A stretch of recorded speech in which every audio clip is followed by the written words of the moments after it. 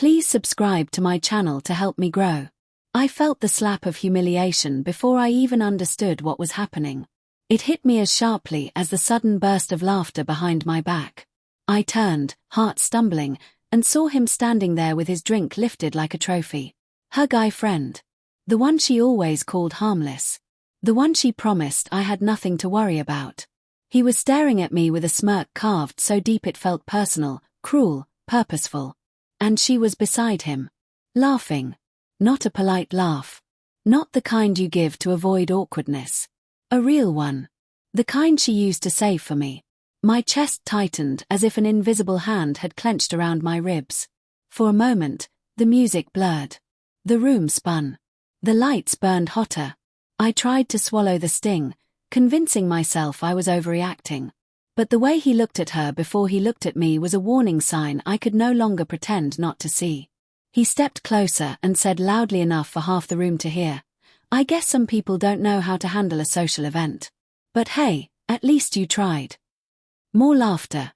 Her eyes widened, not with defense, not with shame, but with something that looked far too close to amusement. I felt something collapse inside me. "How long has this been funny to you?" I asked her quietly.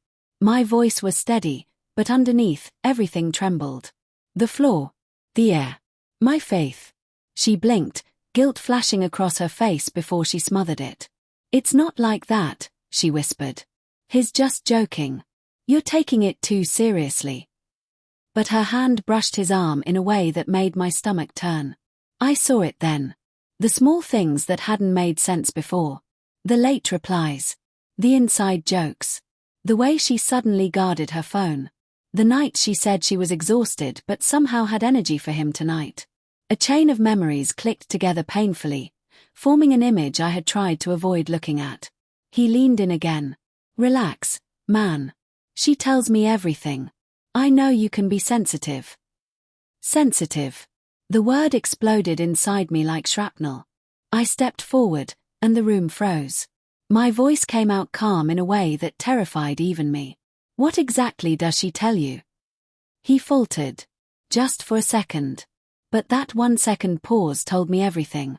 She grabbed my wrist. "Stop. Please. Not here." Not here. Meaning the truth existed. Just not for public display. I gently removed her hand. "You owe me an answer," I said, my throat tight with betrayal I could no longer deny. He tried to laugh it off again, but this time his voice cracked. "We're just close. That's all." My anger rose, but beneath it was something far more painful. The ache of love fighting to breathe in the ruins. I remembered every moment she had held me, every promise she had whispered, every reassurance she had given. And now, each one felt poisoned. I locked my gaze on him. "Say one more thing about me. One more." He opened his mouth, closed it, and stepped back. The room stayed silent, the shift unmistakable. She whispered, "I didn't cheat. I swear. But I crossed lines I shouldn't have. I didn't realize how far it went until I saw your face tonight." Tears filled her eyes, but they didn't soften me. They only confirmed the truth. I exhaled slowly. "I loved you enough to ignore every sign. That ends tonight." Her knees buckled as if I had struck her.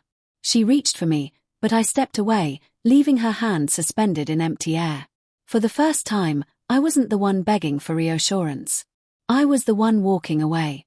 And as I moved through that party, past the whispers and fake smiles, I felt the strangest mix of devastation and freedom. The betrayal was real. The trust was shattered. But so was the hold she had over my heart.